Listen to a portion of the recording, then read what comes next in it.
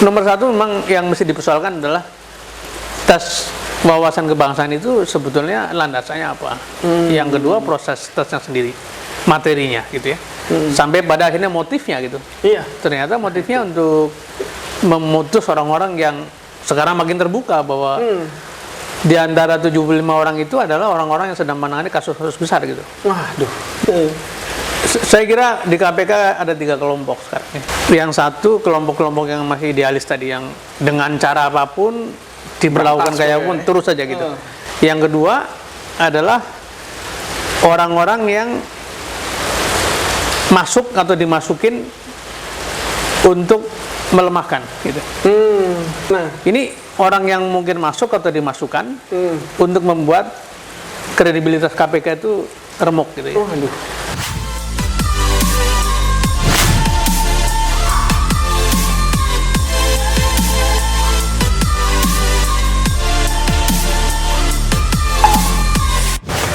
Salam Indonesia, kembali lagi bersama. Nggak enak nih Pak. Saya mau izin buka boleh? Nggak apa-apa. Nggak usah nggak usah di edit. Ulang ya pembukaannya. Salam Indonesia, kembali lagi bersama gua Mirza Harera dalam channel Status, sebuah celoteh tentang Indonesia. Dan kali ini di samping gua udah ada tokoh yang lu pasti udah kenal baik, tahu banget sepak terjangnya, tapi memang udah lama nggak muncul. Pak Sudirman Said. Pak, apa kabar Pak? Alhamdulillah baik, Mas Remi. Ini kalau Bapak mau ini lepas masker Boleh ya, apa, Pak? kan Boleh, Pak? kita bicara ya. Kita ngobrol santai. Saya juga tadi baru swab, aman insya Allah. Oh, aman ya. Apa kabar Mas Remi? Baik. Mas Remi makin top nih itunya, Waduh. statusnya gitu. Amin, amin. Nah, ini kita udah lama nih nggak dengar kabar dari Pak Dirman. Nah, sebenarnya Bapak sekarang sibuk apa sih Pak? Dari kasus Papa minta saham kayaknya udah hilang deh. Ini ngapain Pak sekarang Pak sibukannya? Sekarang saya banyak aktif di Palang Merah Indonesia. Oh iya. Udah setahun ini kan saya jadi setahun lebih lah, 1,5 tahun. Sekjen PMI. Jadi kebetulan begitu saya jadi sekjen kan pandemi ya, jadi sangat sering keliling ke daerah gitu untuk menemani para relawan. Kemudian organisasi juga saya urus juga. Jadi Palang Merah sangat menyita waktu, tapi juga saya kan masih ngajar ngajar. Saya masih ngajar di STAN, masih ngajar di Tegal. Saya ngajar di Politeknik Harapan Bersama di Tegal, sambil bantu-bantu ngurus manajemen, perbaikan manajemen di kampus itu. Terus selebihnya ya ada kegiatan NGO ya, Institut Sarkat Negeri. Masih nulis, masih seminar, masih diskusi. Dan saya juga baru setahun ini saya sekolah lagi. Karena senang belajar lah. Ambil profesor? Enggak lah, profesor kan harus jadi guru besar. Ini menyelesaikan penasaran aja supaya sekolahnya selesai itu. Nah, Pak Dirman, Pak Dirman ini kan dikenal sebagai tokoh anti korupsi nih, pejuang melawan korupsi. Nah, ini mungkin bukan cuma saya aja nih Pak, mungkin masyarakat di luar sana itu penasaran, kenapa sih ada orang yang dipercaya nih sama masyarakat gitu, duduk di legislatif, yudikatif ataupun di eksekutif, itu melakukan hal ya kayak demikian gitu, bahkan di waktu yang orang-orang itu lagi susah, lagi pandemi. Itu ada aja Pak orang yang ngambil bansos lah, kita bisa sebut aja, tapi kita nggak fokus pada bansosnya aja, tapi secara keseluruhan gitu Pak. Sebenarnya itu kenapa sih Pak orang bisa gitu melakukan korupsi, itu motivasinya apa Pak? Bapak sebagai secara konsep ya, atau secara pemahaman anatomi korupsi kan selalu kalau ada power, ada uang, di sana ada risiko korupsi. Jadi ada kekuasaan, ada uang ya. Setiap ada kekuasaan dan uang, itu artinya ada risiko untuk terjadi korupsi. Dan itu tidak peduli mau di musim susah, musim baik-baik saja gitu ya. Jadi begitu ada uang banyak, kemudian ada kekuasaan, tapi kekuasaan tidak diikuti dengan etik, dengan pengendalian diri, dengan kejujuran. Nah, jadi ketika terjadi COVID, umpamanya kan dana COVID besar-besaran masuk kan Iya. ke urusan bansos, urusan vaksin, urusan pencegahan dan sebagainya. Bahkan ke stimulus ekonomi kan banyak sekali. Nah di situ sebetulnya memang apalagi dalam keadaan krisis. Krisis itu artinya kontrolnya kan berkurang. Nah, jadi muncullah kesempatan itu. Jadi memang menyedihkan karena itu kan dalam undang-undang pemberantasan korupsi yang diinisiasi pada tahun 2000 awal ya. Di situ disebutkan bahwa korupsi adalah kejahatan luar biasa. Ya. Karena itu penanganannya harus juga dengan cara luar biasa. Konsiderannya mengatakan bahwa pada waktu itu dianggap lembaga-lembaga penegak hukum belum optimal dalam penanganan korupsi, karena itu dibentuklah KPK. Nah, sayangnya kalau dibandingkan dengan suasana pada waktu reformasi 98 dengan sekarang, kan sebetulnya suasana korupsinya lebih seru sekarang, lebih menyebar, Iya. volumenya gila-gilaan. Tapi kalau lembaga yang dibentuk pada waktu itu kemudian secara sistematis mengalami pelemahan, itu yang menjadi keperhatian masyarakat. Jadi ketika muncul kasus-kasus apakah bansos, apakah ekspor benur itu kan terjadi ketika orang-orang sedang mengalami kesulitan sebetulnya. Iya. Jadi kita prihatin dan karena itu memang secara upaya kita nggak boleh berhenti. Dan sudah diduga bahwa upaya-upaya penanggulangan korupsi, pemberantasan korupsi itu selalu akan mendapat tantangan seperti yang sekarang kita lihat sama-sama gitu. Nah, ini Pak, ini saya penasaran lagi nih. Ini ada misalkan ya, kepala daerah mendapatkan WTP gitu Pak. Tapi kita kenal nih Pak, di media dia baik, sepak terjang track recordnya itu bersih. Tapi pada satu titik, dia itu bisa tanda kutip sekolah Pak di dalam itu. Itu gimana Pak? Saya tadi Orang-orang baik gitu. ketika Anda menyebut WTP saya ketawa karena saya kan pernah jadi auditor ya. Saya akuntan juga, pernah bekerja sebagai auditor baik di pemerintah maupun di swasta pada waktu itu. Jadi WTP memang sebetulnya secara konsep tidak ada jaminan bahwa dia itu clean dari korupsi. Oke. WTP itu merupakan satu pernyataan bahwa laporan keuangan yang disusun oleh instansi itu wajar tanpa catatan-catatan yang berat. Tapi gini, Gimana tuh Pak? seharusnya kalau laporan keuangannya WTP itu kan syarat-syaratnya dari mulai lingkungan pengendaliannya baik, pemimpinnya jujur, ya, tidak ada catatan-catatan yang dipalsukan, tidak ada aset-aset yang dicuri atau korupsi. Jadi memang wajarnya begitu. Nah karena itu memang menjadi pertanyaan seperti Anda bilang tadi Mas Reni. Kok bisa ada daerah atau kementerian atau lembaga negara yang memperoleh WTP tapi kok ujung-ujungnya kepala daerahnya atau pimpinannya kena. Jadi ini yang saya sebut sebagai WTP kadang-kadang jadi formalitas saja. Tapi perilaku di belakang WTP itu tidak nyambung dengan WTP itu. Nah itu memang saya sebutnya PR kita bersama lah. Organisasi auditornya juga harusnya bisa jalan bareng-bareng dengan niat untuk berantas korupsi ini. Nah ini satu lagi Pak, ini yang saya penasaran adalah orang-orang yang terjerat itu tidak jauh dan tidak lepas dari kisaran yang namanya dunia politik. Karena kepala daerah dipilih langsung dari rakyat dan itu melalui sistem perpolitikan gitu Pak. Nah ini ada nggak sih Pak berkesinambungan antara sistem perpolitikan dengan fenomena korupsi yang ada di Indonesia Pak? Iya. Tadi kan saya sebut begitu ada dua aspek, ada power, ada kekuasaan dan ada uang. Maka itu risiko korupsi terbuka. Nah sekarang kita tanya, power itu kan datangnya dari politik kan? Iya. Jadi karena proses politik maka muncul kepala daerah, bupati, wali kota, gubernur, presiden. Muncul legislatif ya, anggota legislatif, anggota DPR, DPRD, DPD dan sebagainya. Bahkan proses politik pula yang memunculkan pimpinan sekurang-kurangnya saya ingat 21 lembaga negara. 21 lembaga penting lah. Bank Sentral, OJK, BIN, TNI, Polri, KPK, MK dan sebagainya. Jadi orang sering mengatakan begini, sistem politik kita itu memancing orang untuk ikut terlibat dalam korupsi. Saya ingin membedakan antara sistem dengan kultur ya.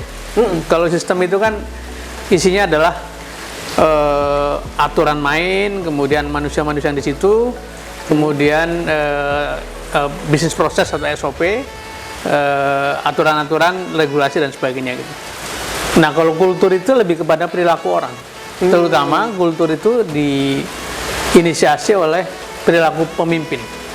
Saya tidak mengatakan pemimpin satu orang ya, tapi pemimpin di masing-masing institusi itu. Jadi meskipun sistemnya baik, menurut saya sistem kita baik, sistem kita itu regulasinya baik. Tapi kalau sistem yang baik itu dimasuki oleh pemimpin atau penguasa yang memang maunya mencuri gitu, ya jebol aja gitu. Sebaliknya, meskipun sistem tidak sempurna, tapi kalau awaknya itu orang-orang yang amanah, yang menjaga kejujuran, hidup dengan apa adanya, gitu ya. Kemudian betul-betul fokus pada melayani rakyat. Sistem yang tidak sempurna itu akan ditutup dengan perilaku tadi. Jadi ini pertarungan antara sistem yang sudah mulai baik ini dibanding sama sebelum reformasi dengan perilaku orang-orang yang masuk ke dalam sistem itu. Yang sayangnya pelajaran kita selama 20 tahun ini banyak orang yang dipilih dengan demokratis, tapi begitu duduk di kekuasaan jatuh kan itu, jatuh karena tadi perilaku gitu. Jadi menurut saya sering ditanya sebenarnya masalah kita yang paling penting itu apa? Kalau kita bicara 3 hal, Mas Remy, ada people, manusia-manusia ya, ada struktur, ada kultur. Yang paling berat nih sebetulnya leadershipnya. Nah itu yang mungkin perlu kita suarakan terus. Kita butuh banyak sekali pemimpin yang bisa menjaga kewajaran, menjaga kepatutan, menjaga integritas, supaya tadi cerita yang Anda kemukakan nggak terjadi, gitu kan? Gitu. Nih Pak, saya juga sering mendengar gitu ya, karena biaya politik itu mahal, gitu ya, karena kan sekarang pemilihan langsung, gitu. Nah, si calon ini telah mengeluarkan uang banyak gitu, untuk kampanye. Nah, itu akhirnya dia terpilih, yang akhirnya dia pengen nyari balik modal nih Pak. Nah, itu fenomena itu benar gak sih Pak? Nah, mungkin Pak Dirman bisa cerita sedikit nih, karena kan Pak Dirman juga dulu pernah berkontestasi gitu di Jateng ya. Gimana Pak? Iya, saya punya pengalaman meskipun nggak banyak ya. Tadi ikut kontestasi di Jawa Tengah, kemudian diteruskan dengan jadi caleg. Uang yang keluar cukup banyak, apalagi untuk ukuran saya. Tapi tidak ada sepeser pun uang dari pribadi, karena saya nggak punya uang kan. Saya cukup saja loh untuk keluarga, sekolah, pendidikan, makan sehari-hari lah. Saya nggak punya tabungan yang berlebihan. Dari mana uang itu? Ternyata kalau kita bisa ceritakan bahwa kita punya program baik, kita punya niat baik, ada kok orang yang menyumbang itu. Sayangnya saya merasa bahwa pertarungan di lapangan itu, ya saya mengatakan ini tidak fair. Dan saya punya banyak bukti bahwa tidak fair. Jadi saya belum sukses secara kuantitatif ya, belum sampai pada. Tapi kalau dikatakan tadi karena uang berpolitik itu mahal, kemudian kita mesti mengembalikan, nah itu yang filosofinya masih diluruskan Mas. Kita ini berpolitik mau jual beli atau mau mengabdi gitu. Jadi kalau politik diluruskan menjadi jalan pengabdian, ya itu konsekuensi mesti mengeluarkan uang. Kalau nggak punya uang, cari iuran lah teman-teman. Kalau dia punya uang punya sendiri bagus. Tapi jalankanlah proses itu sebagai jalan mengabdi. Udah kaya, udah punya duit, barangkali pengen melayani publik, silakan. Jangan terus dibalik-balik dibuka bangun argumen seolah-olah ya karena politik mahal maka kita mencuri. Enggak bisa begitu. Kalau begini caranya kan negara nggak pernah beres gitu. Jadi saya ingat tahun 90-an di Washington itu ya, saya sekolah ketemu Pak Sarwono. Pak Sarwono itu Menteri PAN dan kalau tidak salah Sekjen Golkar. Yang saya ingat terus-menerus adalah begini, selama politik dianggap sebagai karir, maka akan terjadi kerumitan-kerumitan seperti itu. Tapi kalau politik dianggap sebagai jalan pengabdian, ya sudah, once you are in, then you serve the public. Jadi, tapi kalau dikatakan karir, maka akan terus mencari tanjakan naik sambil menempuh segala cara. Itu yang menurut saya sangat wisdom dari Pak Sarwono. Saya ingat betul pada udah berapa tahun yang lalu deh, 30 tahun lalu barangkali. Pak Dirman, ini soal pemberantasan korupsi nih Pak. Kita tahu sekarang KPK ini lagi menjadi sorotan publik, di mana Pak Novel dan kawan-kawan ini sempat kemarin kalau yang kita lihat itu hampir dipecat lah melalui SK dari Ketua KPK Pak Firly. Nah ini kalau Pak Dirman ini melihat seperti apa nih Pak? Pak Novel udah mengabdi di KPK, matanya sampai hilang gitu ya, dan track recordnya juga nggak diragukan lagi. Tapi karena tes wawasan kebangsaan gitu ya, ya kan? Nah itu gimana nih Pak Dirman melihatnya nih? Iya. Kita simpati sepenuhnya ya pada Mas Novel dan kawan-kawan. Dan tadi Anda menyinggung sampai kehilangan mata, itu kan sebetulnya wujud dari dedikasi orang-orang yang Novel. Dan ancaman fisik itu sebenarnya banyak terjadi di teman-teman KPK. Saya kebetulan begitu ada berita Novel disiram air keras, saya kira-kira berapa jam kemudian saya tengoklah di rumah sakit dan ketemu, kita mendengar langsung bagaimana pengalaman beliau. Jadi memang begini, seluruh sejarah membasmi kejahatan ya, itu tidak lepas dari kontroversi kayak gitu. Lihatlah cerita Al Capone di Amerika, cerita mafia Sicilia gitu ya, hakim di bom mobilnya segala macam, sampai kontemporer kan tadi. Dan kita sedih karena negara Pancasila kok memperlakukan orang yang sedang berjuang untuk negara seperti itu gitu. Nah, saya menulis di satu media kemarin bahwa kenapa orang beragama, kan ini isu agama nih antara lain, orang beragama kok jadi persoalan gitu.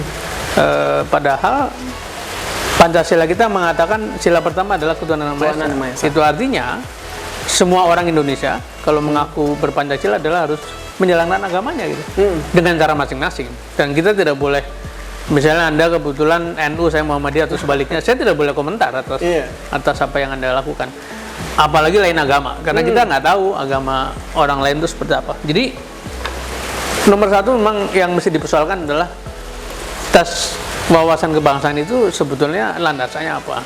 Yang kedua proses tesnya sendiri, materinya gitu ya, sampai pada akhirnya motifnya gitu. Ternyata motifnya untuk memutus orang-orang yang sekarang makin terbuka bahwa di antara 75 orang itu adalah orang-orang yang sedang menangani kasus-kasus besar gitu. Dan itu sangat menyedihkan terus terang saja. Secara simbolik akhirnya negara sedang dilihat bahwa ini nggak serius menangani korupsi, malahan orang yang sedang habis-habisan menangani kasus-kasus itu malah diperlawan. Jadi tidak ada pemberantasan korupsi yang sukses tanpa didukung oleh kepemimpinan nasional gitu. Dimanapun. Waktu KPK itu dibentuk, kan teman-teman para pendiri KPK ini benchmark tuh berkeliling ke Malaysia, ke Hong Kong, ke Australia, kemana-mana. Itu ceritanya begitu, bahwa KPK mereka tuh bisa tegak kalau leadership nasionalnya betul-betul pasang badan gitu. Nah ini yang mungkin kita tunggu nih, wisdomnya, kebijakannya, dan juga komitmennya dari pemimpin nasional, baik presiden, wakil presiden maupun seluruh pejabat-pejabat tinggi negara, dan termasuk kepala lembaga tinggi negara, DPR, MPR, BPK dan sebagainya. Jadi kita memang sedang menunggu suasana di mana level strategik dari para pemimpin itu betul-betul bersignal bahwa kita memang serius menangani korupsi ini. Nah, Pak, menarik, ada dua pertanyaan saya. Yang pertama ini terserah tentatif mau dijawab apa enggak. Tadi menarik pernyataan Pak Dirman tadi. 75 orang ini sedang menyelidiki beberapa kasus. Kasus besar ya, dan ada indikasi mereka ingin disingkirkan. Nah, artinya Pak, kalau kita melihat dengan mata telanjang Pak ya di media gitu, artinya ini KPK ini udah tidak steril dong Pak. Nah ini terserah Pak Dirman mau menanggapi atau ini off the record nanti. Saya kira di KPK ada 3 kelompok sekarang ya. Kalau dipetakan dari sisi dari luarnya, Yang satu kelompok-kelompok yang masih idealis tadi, yang dengan cara apapun diberlakukan kayak apapun terus saja gitu. Nah ini barangkali salah satu tokohnya model novel, model Giri, model ketua wadah pekerja itu, Mas saya lupa namanya. Itu kelompok yang menjadi motor utama selama ini. Yang kedua adalah orang-orang yang masuk atau dimasukin untuk melemahkan gitu. Itu Bahaya ini. termasuk kasus-kasus yang tiba-tiba kok jadi penyidik KPK harus minta sogokan segala macam kan. Nah, Ini orang yang mungkin masuk atau dimasukkan untuk membuat kredibilitas KPK itu remuk gitu ya. aduh. Nah yang ketiga yang saya takut adalah kelompok tiga adalah orang-orang yang masuk ke KPK menyediakan diri menjadi alat politik gitu. Jadi misalnya Mas Remi ini sebetulnya baik-baik saja, tapi karena menjadi target lawan politik maka disikat dengan. Nah, tiga ini baru bisa diselesaikan, dikompakkan kalau leadershipnya nyambung kan. Nah, sekarang ini kan jelas sekali. Bagaimana mungkin Presiden sudah mengatakan jangan gunakan TWK sebagai alat untuk memberhentikan, kok tidak ada tindakan dari pimpinan KPK gitu. Itu kan jelas bahwa niat ini sudah tercapai dengan cara menjauhkan Novel dan kawan-kawan dari kasus, sehingga itulah keadaannya gitu. Bahaya ini sampai kayak gitu. Tiga yang tadi Pak Dirman bilang tuh. Nah ini pertanyaan selanjutnya nih Pak. Kalau tadi kan Bapak menceritakan gitu ya, apa namanya KPK-nya di Australia dan di luar negeri. Idealnya mereka itu memang harus berdiri sendiri atau memang seperti di Indonesia nih Pak, di ASN-kan gitu. Nah menurut Pak Dirman seperti apa baiknya? Menurut saya tidak ada masalah mau jadi ASN mau tidak gitu. Karena ASN itu kesingkatannya adalah aparat sipil negara gitu. Ya. Bukan aparat sipil pemerintah, bukan ya? Apalagi aparat sipil partai politik yang memerintah, itu tidak. Karena itu dalam definisinya ASN ada dua, ada PNS pegawai negeri sipil yang memang berkarir dari awal gitu. Ada lagi pegawai yang sifatnya itu untuk masa waktu tertentu. Jadi KPK tetap bisa dikatakan sebagai ASN sebetulnya, tanpa harus kehilangan independensinya. Itu satu. Yang kedua, karena itu dalam desainnya KPK itu memang ini boleh dibilang bertanggung jawab pada Presiden hanya administrasi. Tapi dari segi sikap, dari segi strategi, dari segi langkah-langkah dibuat sedemikian rupa sehingga mereka bisa bekerja dengan independen. Sebenarnya sama dengan BPK, sama dengan MK kan administrasi saja. Tapi memang signal dari kepala negara, Presiden sebagai kepala negara harusnya dikirimlah orang-orang terbaik yang kejujurannya teruji, yang kredibilitasnya teruji, kemudian dari segi komitmen pada kebersihan praktek bernegara itu memang teruji. Nah itu yang mungkin pengamatan saya dari waktu ke waktu, karena saya ikut terlibat dari awal, dari periode ke periode itu makin mengalami degradasi gitu. KPK-nya Pak? Iya. Menurut saya ini adalah profil atau postur kepemimpinan paling buruk sepanjang sejarah KPK secara kolektif, dan kita sekarang menyaksikan pimpinan KPK ini entah itu satu persatu, entah itu rame-rame, sebetulnya sedang melakukan pengembosan terhadap institusinya gitu, dan itu sejarah akan mencatat itu. Sayang sekali Mas Emi, dan Anda yang punya masa depan Republik kan Anda kan? Iya, kalau saya kan udah tua nih. Oke Pak Dirman, terima kasih Pak atas kesempatannya. Ini walaupun hujan-hujannya ada suara rintik-rintik, nggak apa-apa lah ya, maafin aja. Romantis. Pak Dirman, makasih banyak atas waktunya nih Pak, mengisi channel Stetes yang baru. Stetes nih Pak umurnya, baru berapa bulan soalnya. Oke Pak Dirman. Sukses terus untuk startup. Amin Pak, kita tutup dengan Merdeka.